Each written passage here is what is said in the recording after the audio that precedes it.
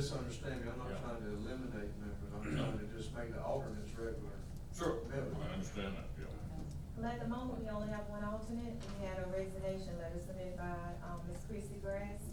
And it's on the, agenda today, the appoint Ms. Scott out of her alternate position to that voting member position. I mean, and I have someone in mind that I want to recommend to be put in as an alternate, but if it's, we do away with the alternate positions, just make them regular members, and whoever replaces Ms. Grass, of course, would be a. Right, so you, I don't know, right, just does not have discussion, alternate what members. y'all's thoughts are about that. Well, sometimes it's hard to find alternates. Is that correct? So I find people volunteer, period. Amen. But it sounds like a good idea, we just do away with the alternates and just have, a set number. Well, let me just say, I think Commissioner Davis has brought up a good point, that sometimes, you may not have the number of members as it said, the way it says now, but you've got an alternate sitting there. So if we just had just members and not alternate members, we would automatically have a quorum at any time. Always had 3 or 4, Well, yeah, whatever. right. So, you know, I think he's got a very valid point, so. Yeah, I'm not disagreeing with the point, but also that comprehensive plan and, the LDRs, that's a lot of information to Yeah, to that's right. absorb. That's right. We have a hand raised in the audience here. Yes, sir. Mr. Chairman, I'm Mike Holton, I'm the vice chair of the planning and zoning committee. Yes, sir. And a lot of the things of us, the alternates too, is it's a learning process. I mean, as an alternate, you don't serve on the board and vote unless you're needed. But Right. you're there also to serve as a learning capacity, because if you've never served on the board, there's a lot to consume in the planning and zoning part. So it's a learning process that you come to those meetings and learn how to be one. I served as an alternate for almost 2 years before I became a board member, and I learned a lot just by going to the meetings. And then I'd also like to ask Ms. Renee, also in those, the thing about where it's 15 days, we go to 10 days on notifying the. That's the next agenda. That's the next thing on the Okay. That's all I want to say. Thank you. Thank you for your comment. All right. That was just a thought, if Yeah. whatever the pleasure of the board is, I'm fine anyway. Well, it's not a bad idea. I mean, I'd go with it either way, myself. Well, I support Commissioner Davis's, position. I think it was a very good one. So we're just saying, we're approving tonight to let you advertise it. Yes, so right now, your P and Z board, you have 7 members, 2 alternates, and a school board representative. Right. So if y'all wanna keep that, then tell us to advertise it this way. If y'all wanna consider, the way Commissioner Davis said, you decide to have 9 regular members and no alternates. And we can draft it that way. I think that's what we're saying. I think we're saying, let's do 9 regular members. Yeah, I don't have a problem with it. Okay, and so we'll fix that up. Okay. Okay. And add that, and then we'll still keep the quorum of 3. The way we'll draft it, y'all change it how you want it. Right. Well, if we're gonna have 9 members, don't we need to increase the quorum a little bit? Well, the thought is you can set the quorum however you want to set the quorum. If you don't set it, if you don't specifically say what the quorum is, then it's a majority of your regular members, but you can set it lower. The thought was with setting it lower, is that the danger is you're not gonna have people you're not gonna have enough members show up, and then you delay things. Right. The other thought was, well, since the zoning board's, actions are only recommendations anyway, it's better to go ahead and have that move forward than it would be to have it delayed if you didn't have actions. But that said, that's a policy decision this board makes, and you can have it any number you want. Well, I understand what Commissioner Moore is asking, but I think, having been on a lot of different boards and knowing some people don't show up and volunteer, their time, I think my position is we should keep it probably at the 3, even though maybe having it closer to maybe 4 or 5 would make some sense, but you run into the problem not having enough. Mr. Chair, could I speak? Yes, Jean. I'm Jeannie Bass, I'm the current chair of the Planning and Zoning Board, and we had a lot of discussion about this. So you know, sometimes we have a great group of volunteers, and sometimes things happen and they're just not able to attend. So we would like to keep the 5, having 1 representative from each of the districts, and the 2 at large, to have the 7, planning and zoning board members, and then an alternate to sort of fill in, and it's worked out really well. The reason that we wanted to reduce the quorum is there's times when we haven't had that many people there, and so, this would allow us to we usually have at least 3, so that would allow us to, actually make some formal action. So that seems to be working for us, and that's kind of what we would like to propose and have y'all accept that, so, or have that advertised, the way Renee has it written up. Thank you. Thank you, Ms. Bass.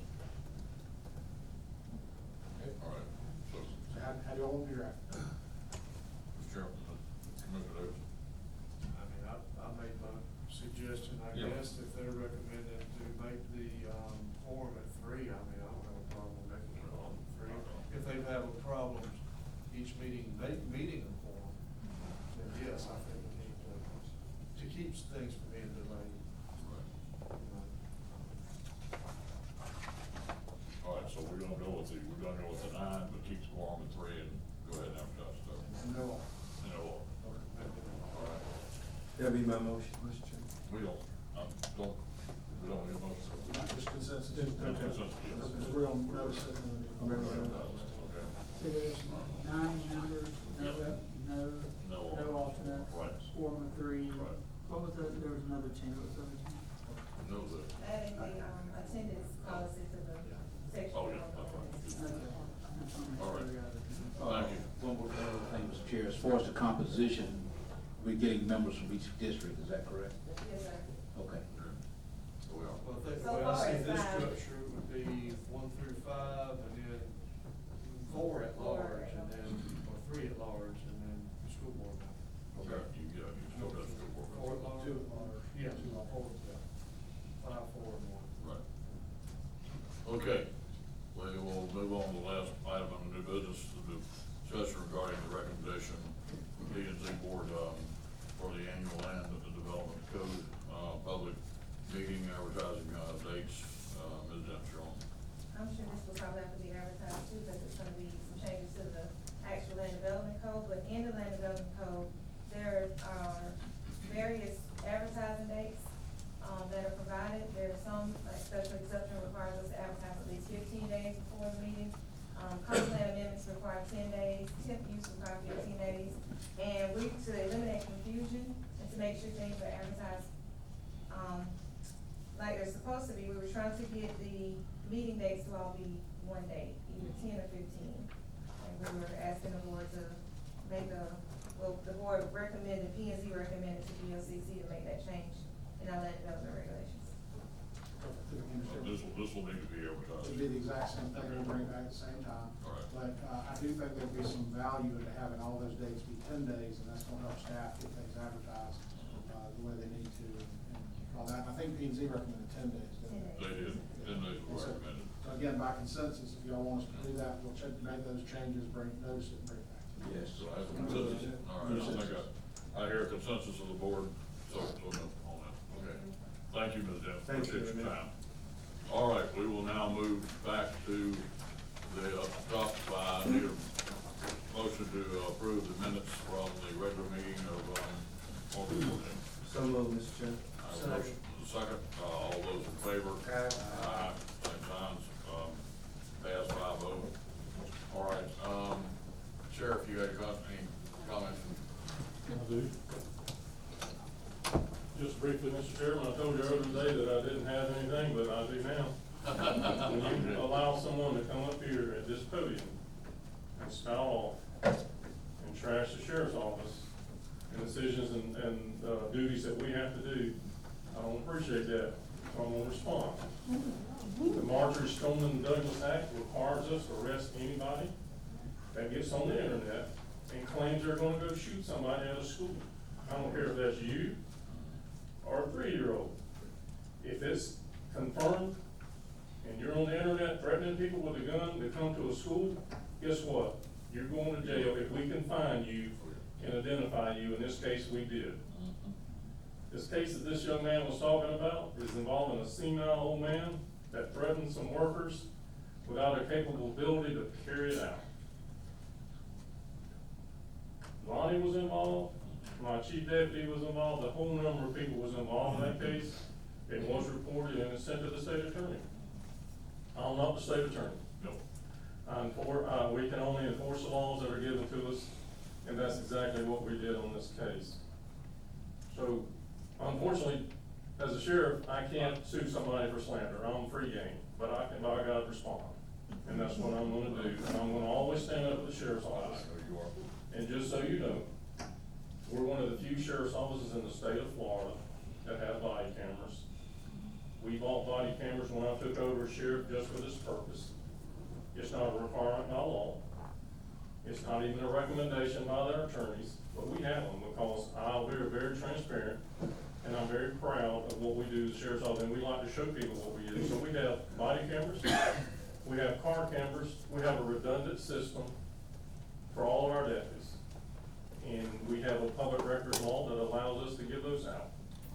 And I would love to stand up here, it would take a day or two to show all the complaints that we've gotten at the sheriff's office. And then when you see the video, it's a whole different ballgame, and those complaints shut up. I'm very proud of that. And that's just one of the things that we do.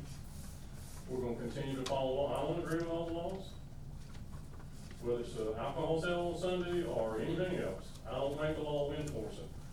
And we're gonna stand behind what our guys do. We're very transparent.